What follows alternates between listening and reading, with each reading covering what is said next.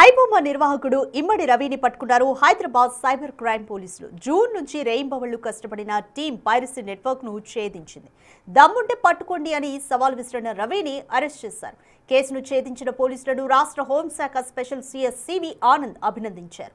DCP కవిత CP Sajjanar కు congrats అని tweet చేశారు ఆనంద్.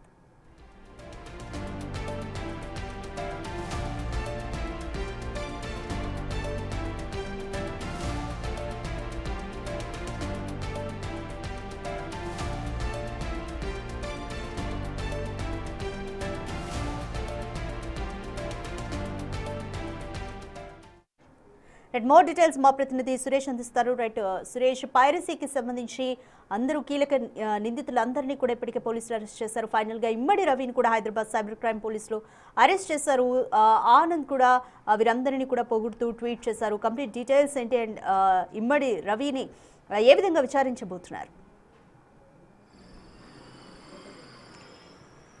అంటే హైదరాబాద్ సిపిగా సివి ఆనంద్ ఉన్న సమయంలోనే పైరసీ పైన గత జూన్లో కేసు నమోదు చేయడం జరిగింది. అప్పుడే ఒక టీంని ఏర్పాటు చేసి సైబర్ క్రైమ్ డీసీపీ కవిత నేతృత్వంలో మొత్తం ఈ పైరసీకి సంబంధించిన నిందితులు ఎవరెవరు ఎక్కడెక్కడ ఉన్నారో వారికి సంబంధించిన పూర్తి వివరాలు తెలుసుకొని వారందరినీ అరెస్ట్ చేయాలని చెప్పేసి కూడా అప్పుడు సిపిగా ఉన్నటువంటి సివి ఆనంద్ ఆదేశాలు జారీ చేయడం జరిగింది. ఇక్కడ నిందితుడు రవి సివి ఆనంద్కి పర్సనల్గా ఒక మెసేజ్ పెట్టాడు. దమ్ముంటే నన్ను పట్టుకోండి చూద్దామని చెప్పేసి కూడా ఆయన మెసేజ్ పెట్టడం జరిగింది. నన్ను పట్టుకోలేరు సిటీ పోలీసులు అని చెప్పేసి విదేశాల్లో ఉండి మెసేజ్ చేయడం జరిగింది. ఈ మెసేజ్కి సంబంధించి సివి ఆనంద్ ఇప్పుడు స్పెషల్ హోమ్ సెక్రటరీగా చీఫ్ సెక్రటరీగా ఉన్నాడు. కాబట్టి ఆయన డీసీపీ కవితను హైదరాబాద్ సిపి సజ్జనర్ను అభినందిస్తూ ఆయన ట్విట్ అంటే ఎక్స్ వేదికగా అభినందనలు తెలపడం జరిగింది.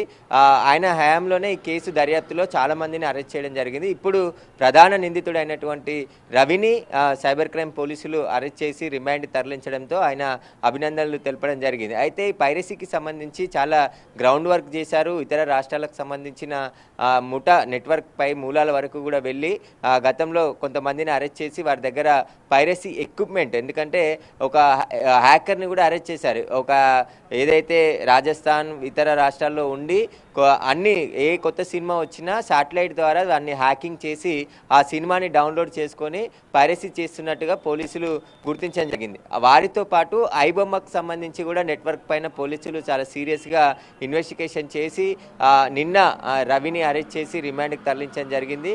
అయితే రవి పోలీసులకు సవాలు విసిరడం జరిగింది. ఎందుకంటే తనని పట్టుకోలేరు, నేను విదేశాల్లో ఉంటాను, అసలు నేను ఎవరో తెలియదు, మీకు నన్ను పట్టుకోండి చూద్దామంటూ కూడా హైదరాబాద్ సిపిగా అప్పుడు ఉన్నటువంటి సివి ఆనంద్కే స్వయంగా మెసేజ్ చేసి సవాలు విసిరిన సంగతిని సీరియస్గా పోలీసులు తీసుకోవడం జరిగింది.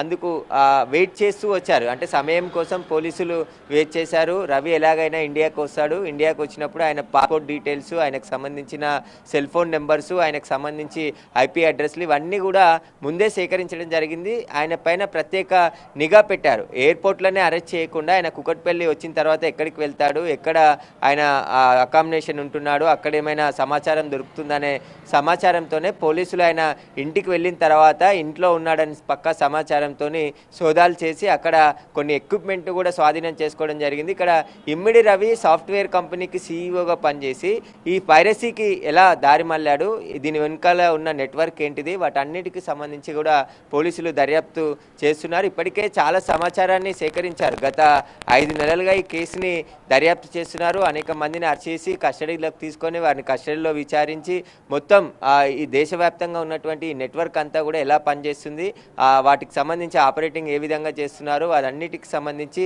రవికి ఇక్కడ హైదరాబాదు 2 తెలుగు రాష్ట్రాల్లో సహకారం ఎవరెవరు అందిస్తున్నారు, వాటందరికీ సంబంధించిన సమాచారాన్ని ఇప్పటికే పోలీసులు సేకరించారు. కాబట్టి ఇప్పుడు రవిని విచారిస్తే చాలా కీలకమైన సమాచారం వచ్చే అవకాశం ఉంటుంది. సినిమా పెద్దలు ఇచ్చిన ఫిర్యాదు మేరకు, ఎందుకంటే సినిమా ఇండస్ట్రీకి సంబంధించిన నిర్మాతలు, బడా హీరోలు అందరూ కూడా అప్పటి సివి ఆనంద్ కలిసి పైరసీ సమస్యకు సంబంధించి చెప్పడం జరిగింది. సినిమా ఇండస్ట్రీలో ఎంత పెద్ద సినిమా వచ్చినా హడావుడి చేసి రిలీజ్ చేసినా కూడా అది మరుసటి ఒక గంట సేపట్లోనే ఆ ఓటీటీ ప్లాట్ఫామ్ కాకుండా ఇట్లా యూట్యూబ్లలో అదేవిధంగా ఐబొమ్మ సైట్లో సినిమా ఉండడం, అది డౌన్లోడ్ చేసుకొని ప్రేక్షకులంతా పైరసీలోనే చూస్తున్నారు. సినిమా ఇండస్ట్రీ తీవ్ర నష్టపోతుందని చెప్పేసి కూడా వాళ్ళు ఫిర్యాదు చేయడం జరిగింది. దీనికి సంబంధించి పోలీసులు ప్రత్యేక టీంని ఏర్పాటు చేసి వారు ఎక్కడెక్కడ రాష్ట్రాలు తిరిగి కొంతమంది నిందితులను అరెస్ట్ చేసి వారిచ్చిన సమాచారం, అదేవిధంగా వారు ఎవరెవరితో ఆపరేటింగ్ చేస్తున్నారు, వారి అకౌంట్స్, వారి లావాదేవీలు అన్ని పరిశీలించినప్పుడే ఈ రవికి సంబంధించిన సమాచారం దొరకడం, అదేవిధంగా బెట్టింగ్ యాప్స్ ద్వారా కూడా రవి సమాచారం పోలీసులు కనుగొని పక్క సమాచారంతో నిన్న రవిని అరెస్ట్ చేయడం జరిగింది. అయితే ఇప్పుడు రవిని కస్టడీ కోరుతూ 7 రోజుల పాటు కస్టడీకి ఇవ్వాలని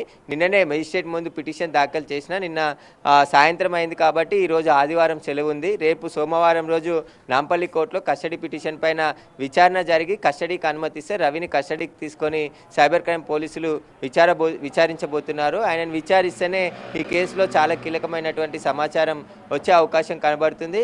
ఇంకా ఎవరెవరి పాత్ర ఉంది అంటే రవి ఒక్కడే ఈ నెట్వర్క్ అంతా నడిపించలేడు కాబట్టి దానికి సహకారం అందించింది ఎవరెవరు ఉన్నారు, వారికి సంబంధించిన పూర్తి వివరాలన్నిటిని కూడా రవి నుంచి రాబట్టి ప్రయత్నం పోలీసులు చేసే అవకాశం కనబడుతుంది. ఆయన అకౌంట్లో కూడా భారీగా డబ్బులని సీజ్ చేశారు కాబట్టి ఆ డబ్బులన్నీ ఎక్కడి నుండి వచ్చాయి, బెట్టింగ్ యాప్ల ద్వారా అకౌంట్లోకి వచ్చాయా లేకుంటే ఎవరి ద్వారా ఈ డబ్బులు వచ్చాయనే దానికి సంబంధించి కూడా సమాచారం సేకరించే అవకాశం కనబడుతుంది.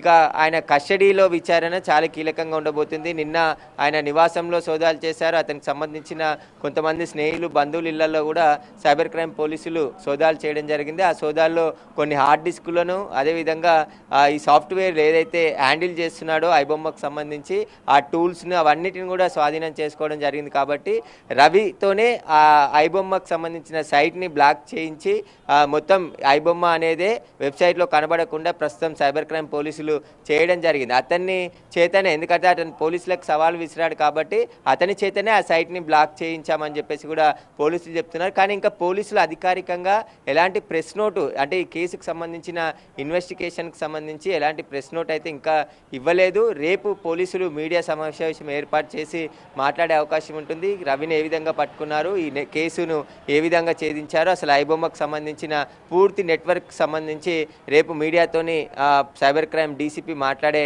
అవకాశం కనబడుతుంది. ఖచ్చితంగా ఆయనను కస్టడీకి తీసుకుంటేనే ఈ కేసులో ఉన్నటువంటి మిగతా నిందితులను కూడా అరెస్ట్ చేసే అవకాశం ఉంటుందని చెప్పి పోలీసులు భావిస్తున్నారు. కానీ ఎవరిని కూడా వదిలిపెట్టే ప్రసక్తి ఉండదు. ఖచ్చితంగా పైరసీ అనేది నేరము, పైరసీ ఎవరు కూడా చేయొద్దు. పైరసీ నెట్వర్క్ని బ్రేక్ చేస్తాం. ఖచ్చితంగా ఈ వెబ్సైట్లపై కూడా నిరంతరం సైబర్ క్రైమ్ పోలీసుల మానిటరింగ్ ఉంటుంది. ఎవరు ఏం చేసినా మంచికి సోషల్ మీడియాని వాడాలి తప్ప ఇలా పైరసీల కోసం లేదా ఇతర కార్యకలాపాల కోసం వాడితే చట్ట ప్రకారం వారిపైన కఠిన చర్యలు తీసుకుంటామని చెప్పేసి కూడా పోలీసులు ఇప్పటికే హెచ్చరికలు జారీ చేయడం జరిగింది. ఇక సినిమా పరిశ్రమ కూడా ఊపిరి పీల్చుకుంది అనవచ్చు. ఎందుకంటే పైరసీ భూతం ఇప్పుడు కాదు, ఎప్పటి నుండో రకరకాలుగా అంటే టెక్నాలజీ మారుతుంది కాబట్టి ఇప్పుడు అందరికి అందుబాటులోకి వచ్చింది. గతంలో సీడీలు పైరసీ చేసి అమ్మేవారు, క్యాసెట్లు ఉన్న సమయంలో క్యాసెట్లు పైరసీ అయ్యేవి. రకరకాలుగా అంటే టెక్నాలజీ ఏ విధంగా అభివృద్ధి జరుగుతుందో ఆ విధంగా సినిమా ఇండస్ట్రీలో పైరసీ కూడా నడుస్తూ ఉంది. ఇప్పటి నుంచి కాదు, గతంలో నుంచి కూడా పైరసీ అనే భూతం సినిమా ఇండస్ట్రీని పట్టి పీడిస్తుంది. కానీ ఐబొమ్మ రూపంలో పెద్ద సమస్యగా మారిపోయిందని చెప్పేసి కూడా పెద్ద నిర్మాతలు పోలీసులకి అనేక ఫిర్యాదులు చేశారు. జూన్ నుండి అంటే గత 5 నెలల నుంచి కూడా ఈ కేసుని ఇన్వెస్టిగేషన్ చేసి నిందితుని పట్టుకోవడం జరిగింది. Right, thank you Suresh.